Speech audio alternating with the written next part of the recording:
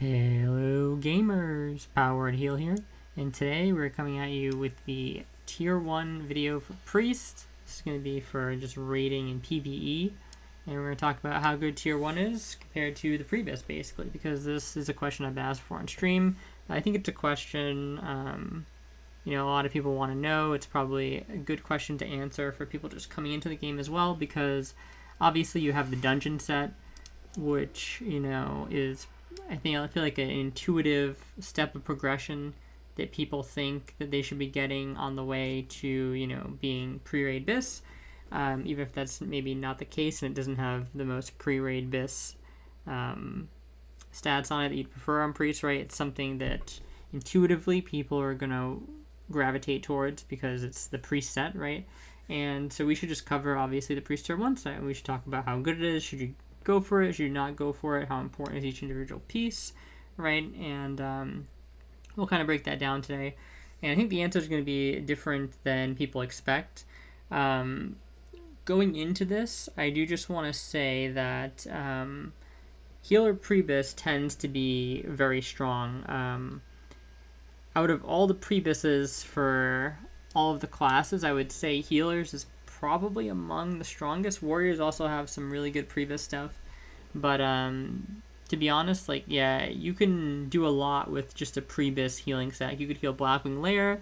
I'm pretty sure you could heal a Q pretty easily. I think you could even heal most bosses in Nax with Healer Prebis. Obviously, it's better to have other pieces of gear, and there's not really going to be many scenarios where you're going to be going into Nax with close to full Prebis. But if you needed to, a lot of the gear is fairly serviceable. So that's, I think, why people tend not to make such a big deal about Tier 1, right? Because the base Prebis is so good, and they're kind of right to kind of bring that up, right, when talking about this and having the discussion.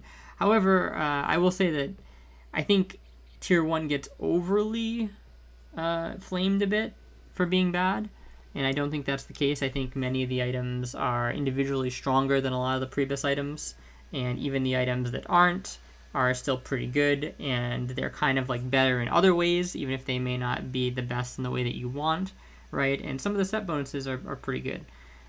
So yeah, it's definitely not a bad set by any means if you're just looking for too long didn't read. Most of the pieces are strict upgrades, but yeah, let's just get into it. And I have the kind of some Prebis options here, and then I have the Tier 1 options, so we'll kind of go through them, right? So we'll start on this page, and we'll look at the Helm, okay? And Helm, we have Circular Prophecy, and you can see it's pretty solid stat-wise, right? It has a 27 int, 20 spirit, and 17 stamina, and then just, kind of like a mediocre amount of plus healing. So if you pop back over to the previous side, you'll see you can get lots more healing, in particular, from a lot of these options, right? Cassandra's gives way more. This is kind of probably the most equivalent piece, essentially, right? In fact, if you look at this, right, and then you look at the Priest Tier 1 here, you don't really see that much of a difference, right? You see about 10 spirit difference, which is around 1 mana per 5, which is pretty irrelevant on most things in the game. And obviously there's a little bit more int on this, but nothing crazy, right? And obviously we have more, healing on the hat. We have more healing on Cassandra's. But in this, something like this that I was using for a bit, we have more MP5. So realistically, the Helm is not really that much better than a lot of the previous pieces. It's mostly making up the difference in stats, right? In a lot of cases, for the preferred Prebis items like the Crimson Fell Hat or the Cassandra's Grace, you're actually losing healing power, but you're gaining a tremendous amount of stats, okay? I think, personally, if you were to go from a Cassandra's to a Tier 1 Helm, you would definitely notice the int, okay? Because you're essentially gaining 27 raw intellect, which is crazy. That's a huge chunk of mana, and that mana value hasn't even gotten increased by the 10% mana value from the Priest talents yet, right? So it's definitely a huge upgrade in that respect, but you are, you're dropping quite a bit of healing. You're dropping like 30 healing or something like that. So I think that the main problem that the Priest Helm has, though, is that it releases in the same tier, essentially, or at least in the same raid tier, right, as the tier 2 helm that you can get off Onyxia. And because Onyxia is such an easy boss, people are actually splitting this very commonly, right? So not only does Onyxia reset sooner than Molten Core, right? So it's a 5-day lockout instead of a 7-day lockout. But people are also running it, they're splitting their raid, basically, and running it as 2 groups to get more loot. And I've even seen talk of this happening in pugs. Like on the first week that the raid launched, I did my normal way with the Rock Apes, and then I sent my ult to a different run, obviously to try and get some gear before we do splits. And somebody had mentioned in that run, splitting that raid, and that raid, I think, kind of almost did get split, but the leader just didn't kind of feel like doing the logistics at the moment. But he basically acknowledged, like, yeah, that's something we could do in the future. Really easy boss, and, you know, Onyxia went fairly smooth for the most part. So I think you may even see, like, pug runs starting to do this potentially. It's just the logistical aspect of splitting the raid, making sure that everybody is still kind of there and nobody left, right? All that stuff is a little bit annoying for pugs, but if you had like a really consistent pug run with people who show up all the time, you could easily split the raid for Onyxia. And what that basically just means is that this helm is going to be very easy for most people to get, especially on Horde side, since a Horde doesn't run nearly as many priests. So the problem is like, it's just strictly better than the tier 1 helm, right? There's not a way that this helm is like ever better than tier 2, really. So it basically just gets crushed out of the gate just by the fact that the tier 2 helm is available, and the tier 2 helm is like so accessible, if that makes sense. So is this a bad item? No, not really. I think it's, honestly, I would prefer this to any other Priebus choice in the game if I could take this over that. The only issue is I would never give up prio on anything to get it. And that's kind of like the main thing you want to be thinking of when you're looking at some of these tier 1 pieces, is like, you want to be sure with your raid leader, your loot council or whatever, that if you're going to take a piece like this, right, you're not going to be penalized in any way. In other words, right? So like, you're not going to like lose out on rolling for another piece, or you're not going to lose loot council prio on another piece, because that's where taking something like this would be really bad, okay? Because it's going to be easily replaced with your tier 2 helm, and you just gave up prio for no reason. So it's something that should definitely be used, in my opinion, when it drops early in the game, but it's not something that, you know, you should ever even think of giving up prio for. It's a good item. Like if, you know, you did MC week 1, some people have, maybe one person got their Halo, a couple people have some pretty good Priebus items. You toss this at somebody maybe who has like the worst Priebus item, you know what I mean? And like normally I'm not necessarily a fan of doing stuff like that, in the sense that you want to reward people who go out and get the best Priebus item, right? But in a situation like this, it's such an, it's just not a very good item overall. Your priests are most likely all going to end up with Halo.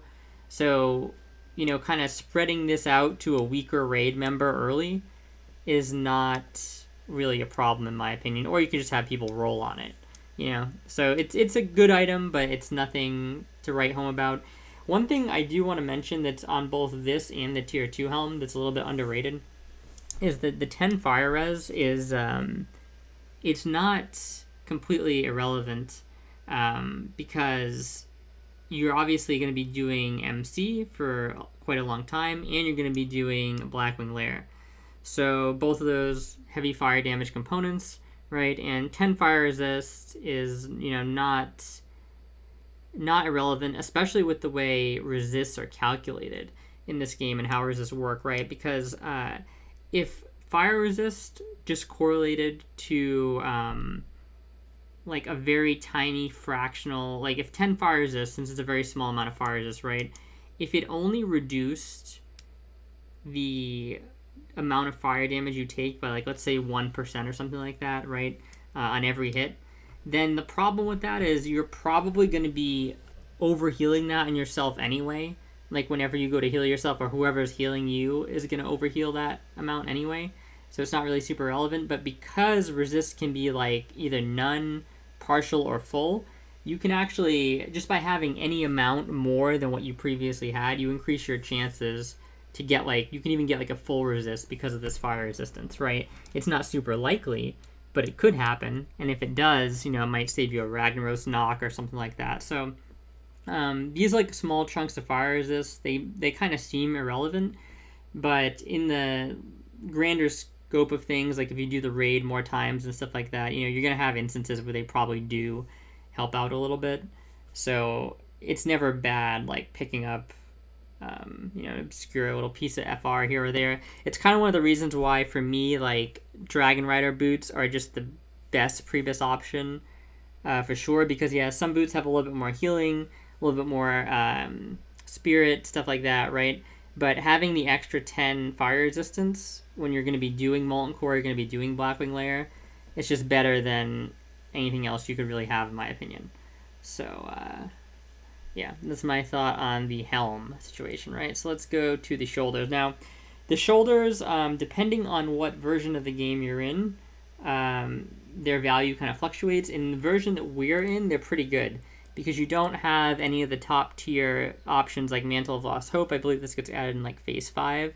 So without an option like Mantle of Lost Hope, these are actually pretty good, because you're basically either getting like int and like a little bit of like we see here, we have 20 int and we have 11 damage and healing, right? That's basically the best you're essentially going to get. I don't even think that the Scarlet Crusade mantle is in the game. This isn't in the game. This isn't in the game. So you're looking at either Burial Shawl, which I'm not even sure is in the game, this thing from the rare in LBRS, which is decent, or the Mantle of Prophecy right here. And you can see that this and the Mantle from LBRS or the Burial Shroud, they're not really that much different, right? So this is another item where it's kind of decent, and it's I would say it obviously just is better than its Priebus counterparts, but the amount it's better is by a very small margin, okay? Because again, like looking, we have 23 int, right? On the two items that you're probably going to use, or we'll go 3 items. So Burial Shroud, 16 int, Elder Wizard's Mantle, 20 int, and then Sunderseer Mantle, 17 int. So the int is relatively similar on all of these, right? And they all give some amount of plus healing or plus to spells and healing, right? And this only gives like +9. So they basically all give either a little bit more in some cases, actually, or like the same amount of magic damage and healing.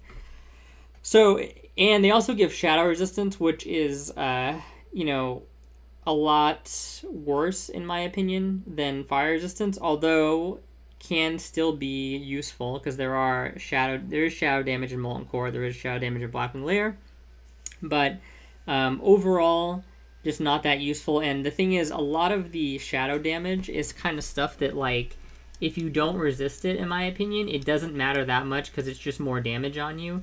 The fire resistance is really important because getting knocked on Rag is like a way bigger problem than the actual damage the knock does, if that makes sense, right? So just taking extra damage, while it's not good and you'd rather not do it, it's really like the displacement effect, like knock on Rag, that just, makes fire resist, in my opinion, more valuable. So these are definitely good, but not something, they're basically in the same position as the Helm, right? You never want to give up prio on this. Or you never want to give up prio on something else for prio on this. So this is another thing that you're probably just going to want to roll out amongst your raiders, right? There's no real reason to try and vie for this. I think especially now, on my server at least, the Elder Wizard's Mantle is like 30 gold or something like that. It used to be like 150, but now it's like 30 gold. Just buy yourself one of those, and you basically have a very similar item on your hands, especially in tier 1, because you don't make that good use of the spirit, right? And it's only 10 spirit anyway. The only scenario where I think people would kind of be seeking this is if they're trying to complete the set bonuses, right? So, for example, if you have 2-piece and you, like if you have 2-piece and you want to get that, the first set bonus here, right? Then, you know, you would obviously maybe want to take this, or if you're trying to get to the 2% crit, which I think is better than people think, or even if you're trying to do like the full set, I guess, right? But other than that, not a huge deal. So we will move on to the chest slot here. Now the chest slot is kind of like the one that is kind of interesting in my opinion, because this is the one where it's a big trade-off game. So let's take a look at that. So we'll mouse over this for a second so you can get a full read on the stats. Okay, 22 healing, 27 intellect are the main features here. And then we compare it to the Robes of the Exalted.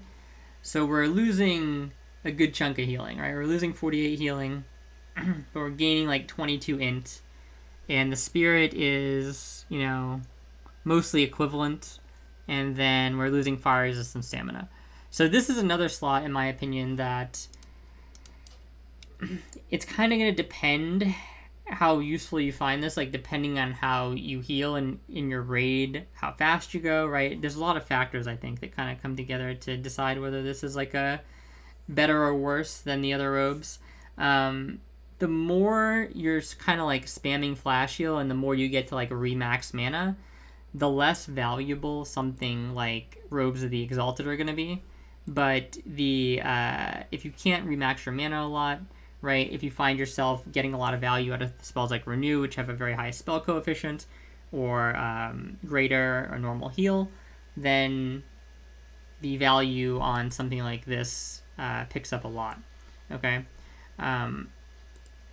I think, personally, in most cases, I would rather use the Robes of Prophecy, but it's going to be with the same caveat that I talk about with the other two items, okay? So I think it's probably safe to say that just holistically, this item is better than its counterpart here, especially if you're getting the set bonus, right? If you're unlocking any of the set bonuses by equipping it.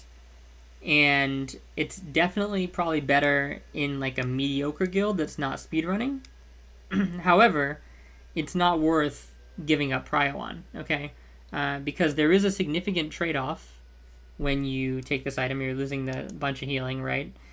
And Robes of the Exalted is just a really good Prebis chest, essentially, right? This is kind of like an amazing Prebis item, and it's very strong. Like, I would rather it just have pure int, obviously, or like more int than spirit. Maybe you reverse the stats. But still, it's a very good item. And this or the other option you could do, you could have the crafted option as well, right? And either of those, in my opinion, are basically fairly... They're like on par with this Robes of Prophecy, right? So you'd never want to waste prio on something else to obtain this.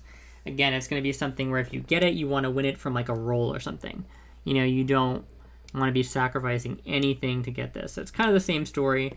And with a lot of the items that are like borderline for tier 1, you're going to hear me say the same thing a lot.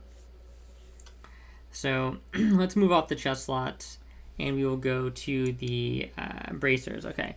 Now the bracers are the first item where this is going to be a clear advantage, right? There's basically no way you could look at the Prebis option, right? No matter which one you pick, basically, right? Whether it's the Magiskull Cuffs, you can do the Magisters, right? There's basically no option. You wouldn't have those. You would probably have these at least, right? Yeah. So there's no option here where this is even close, okay? You have Spirit on the item itself, so that's like basically 1 MP5. You have 2 MP5 added. You have 24 healing, which no item has. And you basically maintain the same amount of intellect and the same amount of stamina, or in some cases you're gaining stamina right? It's just not even close, not even like a little bit. So this is by far your best tier 1 item, and a little bit of a spoiler, but it's going to remain probably your best like use of tier 1 for a while. So for example, even when you get your tier 2 bracers, these are probably better than your tier 2 bracers, especially if you want to continue using tier 1 for the flash heal set bonus, which I'll make a video talking about that specifically. But yeah, these bracers are just insane. Luckily, they're BOE, so you can buy them. They tend to be rather expensive, but these are definitely worth the pickup in my opinion. Very, very strong, and this is a tier 1 item that is by far, like, you want to get this. If you're not going to buy it, it's worth putting some tier 1 prio into this item. The only time you would not put tier 1 prio into this is if you were going to buy it. Like in my case, like I'm just going to buy it because I make lots of gold. So I'm not really too worried about prioing it, but if you're not like the gold farming type of person and you would rather just get your gear from raid, definitely buy this item. It's very strong, right? So that's the bracer slot, very simple. Let's go to the glove slot. So the glove slot is a little bit controversial, and I feel like what makes it controversial is the fact that the tier 1 Prebis hands are actually quite good. Like, this is a very well itemized Prebis item. It's very similar actually to the Robes of the Exalted. It has Spirit and Int, right? So there's no wasted stamina stat, because realistically in PvE Molten Core specifically, unless you're playing hardcore, I don't value stamina really at all, because in a lot of cases you're not gaining so much extra stamina by having some of the other items, right, that you're going to be able to survive a hit that you wouldn't have otherwise, and it's really just wasting stats in most cases. There is definitely a difference between a priest that's, if you're using like full tier 1 versus full Prebis, you would definitely be like way tankier in Molten Core. But if you're talking about using Prebis items that have stamina on them versus Prebis items that have, you know, Int and Spirit, you're not gaining a ton of stamina on those would-be Prebis items that you'd swap out instead, right? So this is a very well itemized item, and a lot of people who are just super into like plus healing over everything, they're going to say, well, 33 healing here, there's 18 healing here, clear cut case, right? And they're going to look at this, they're going to say, 13 int, 12 spirit, basically the same values on here, 15 and 15, clear cut, you go with the other ones. I think that the MP5 is criminally underrated. We're going to do a whole video on MP5 to talk about how underrated it is, but to just keep things short, I would basically break it down like this. If you find yourself in a raid where you're constantly at max mana, okay, so like you guys stop to drink like every 5 seconds, right? Obviously hyperbole, exaggeration, but you know what I mean, like you're stopping way more often than even you think you should, things like that. At that point, MP5 becomes pretty bad. And yeah, I could see maybe somebody making the decision, hey, I want to just use the Prebis gloves over Gloves of Prophecy, right?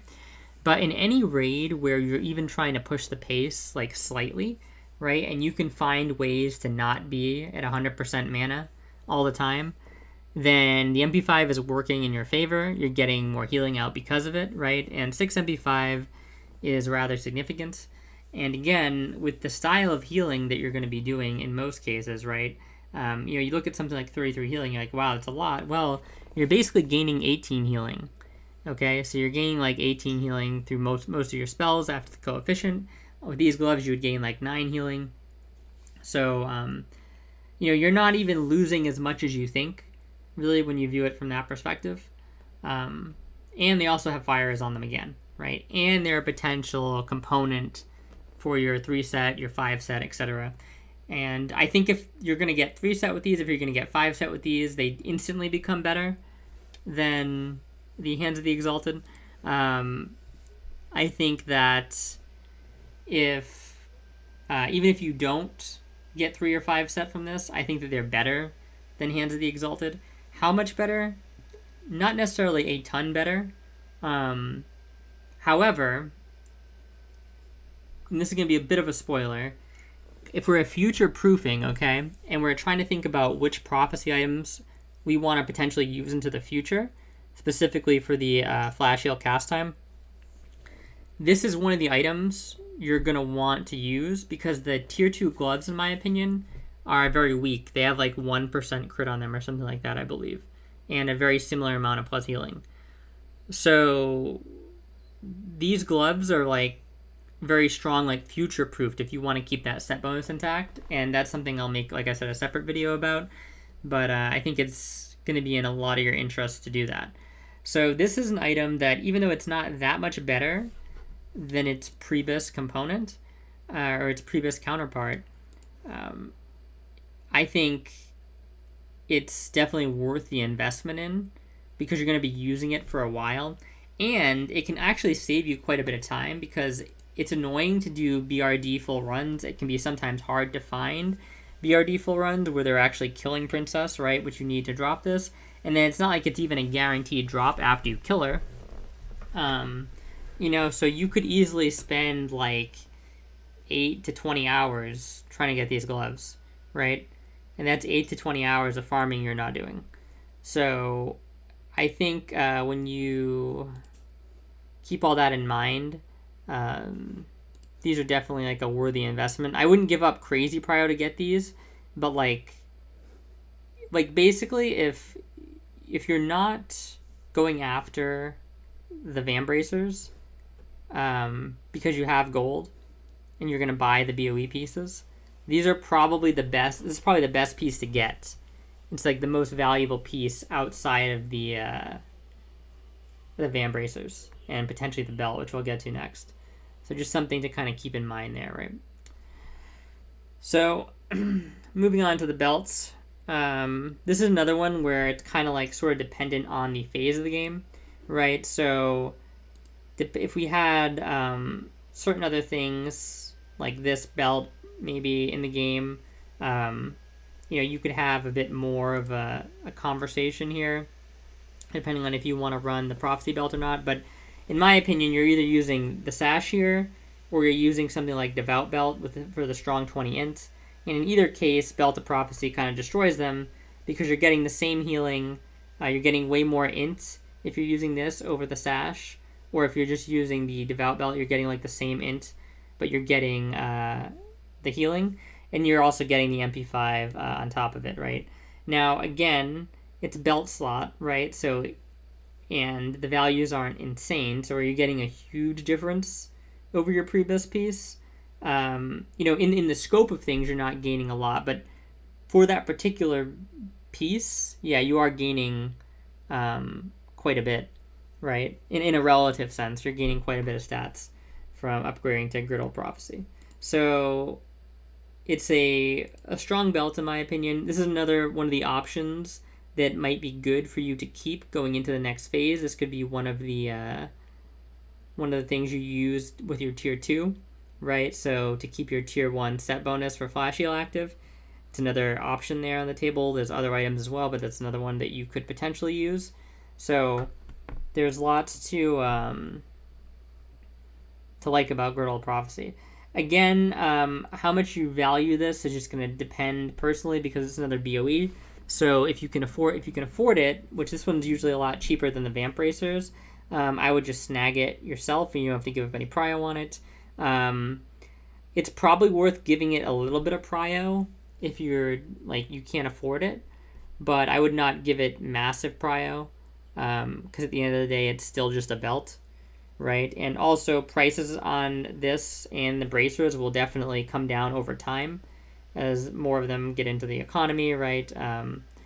Less people need them, etc. So just something to keep in mind there. But yeah, definitely be on the lookout for the belt, and it's definitely better than all the previous options. So now moving on to the Pants of Prophecy.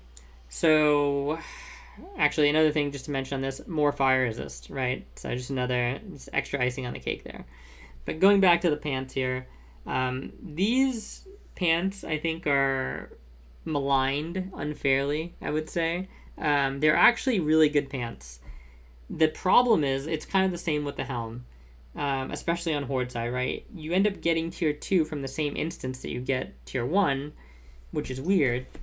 So the pants, like, aren't really that great.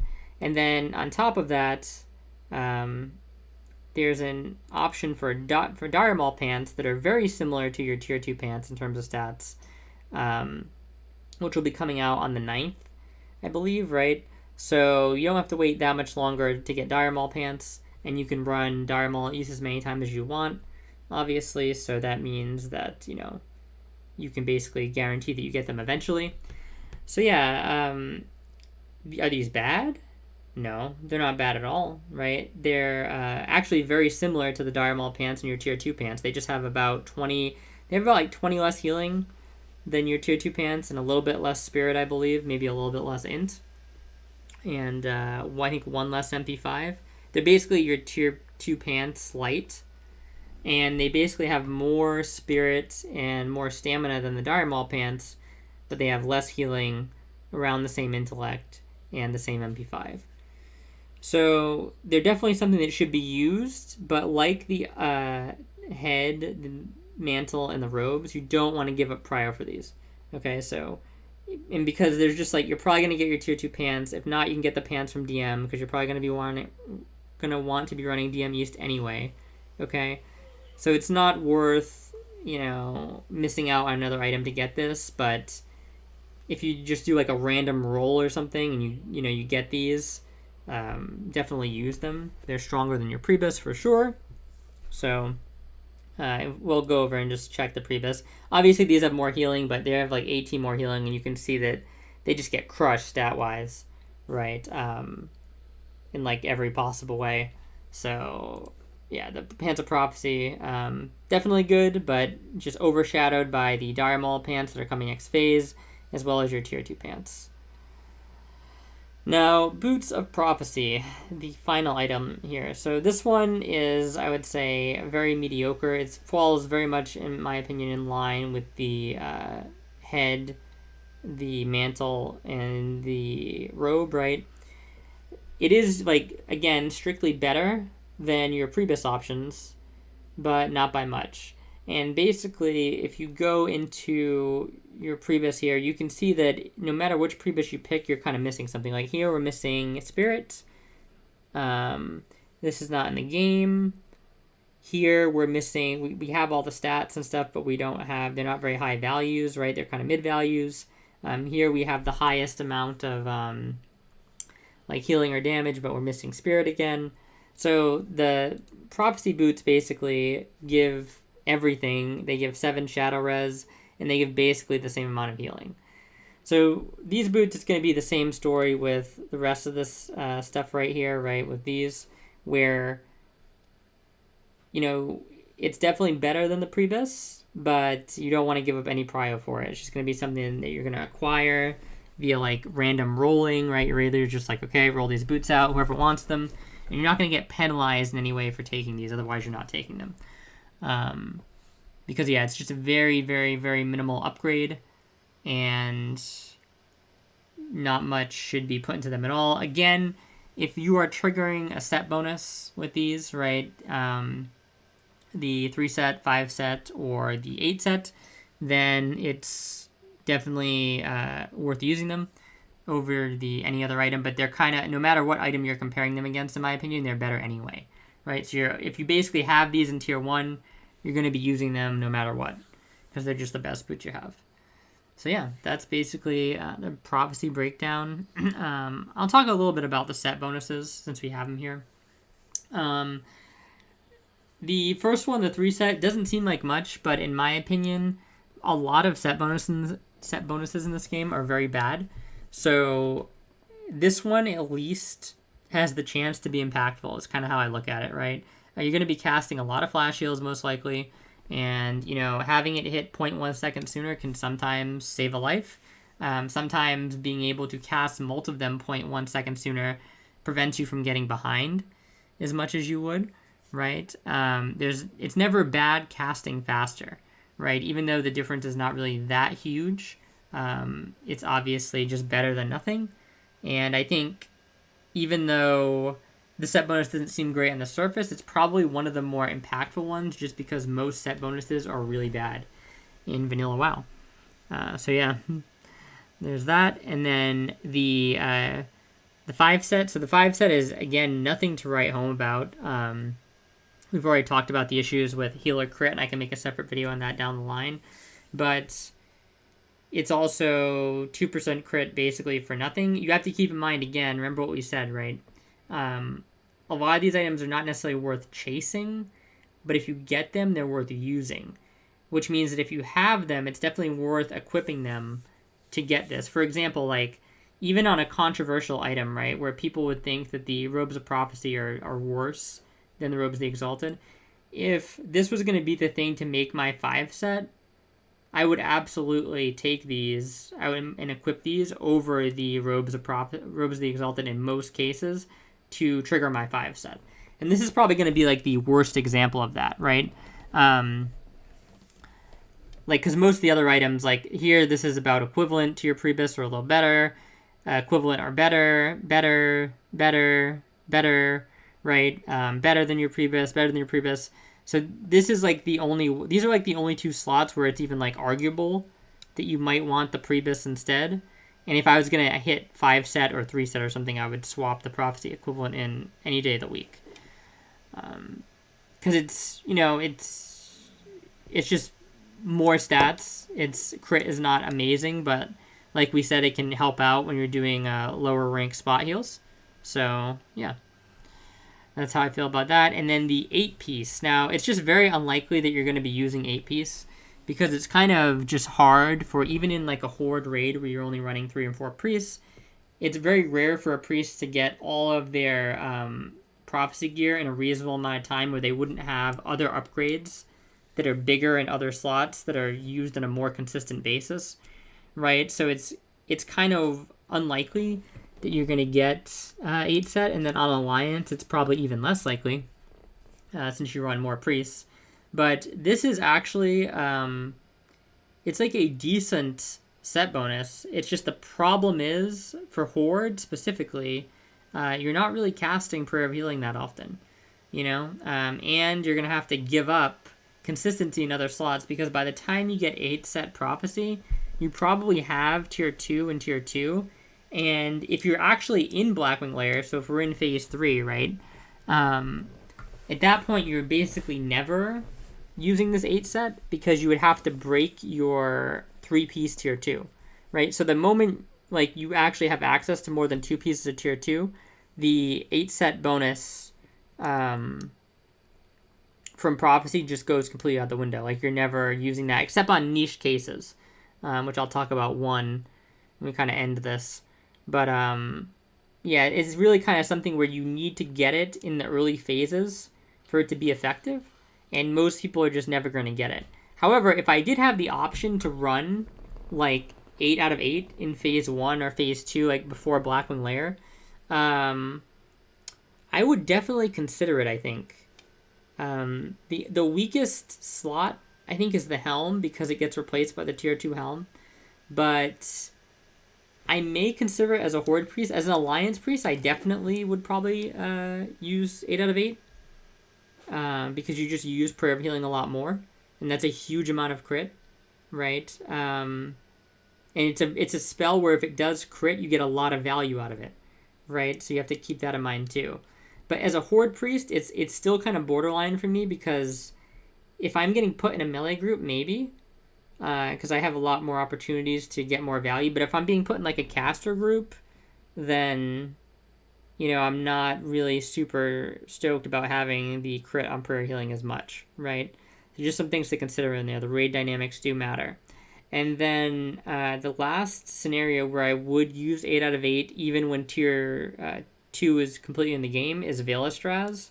For Blackwing Lair. Now, depending on your gear setup, depending on your role in the fight, right, you may not want to use 8 out of 8 tier 1.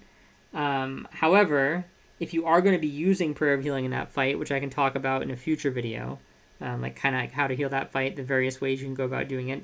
And if you are going to be using Prayer of Healing, and especially if you don't have like a lot of other upgrades that are better individually slot per slot, then the 8 set realistically is a pretty strong choice for that fight, right? Because you don't have to worry about regen or anything. You're just, the only thing you would really hurt yourself is you're losing a little bit of plus healing, right? By subbing out the pants and the helmet for the tier 1 versions, right? And then obviously if you get closer and closer to your like Blackwing Lair Abyss, right, then more of these items start to get replaced with better items. So you're kind of like, you're getting, you're losing more stats to get the 8 piece in, right? But at least early on in Blackwing Lair, like if you didn't have very good alternatives and you're doing Veilastraz, especially if it's a fight where like you really need the AoE healing, I definitely think it could be reasonable to use the 8 set piece there. But in most cases, like I said, if you have access to 3-piece tier 2, you're basically never breaking that once you get it. So yeah, it's a good set bonus, just kind of bad timing. I wouldn't say it's an amazing set bonus or anything, but it's better than most. It's just bad timing, and you're unlikely to be able to utilize it. So that is pretty much tier 1. We went through basically all the pieces there, right? And yeah, if you have any questions or anything like that, feel free to let me know in the comments. And yeah, thank you guys so much for watching, and I will talk to you guys next time.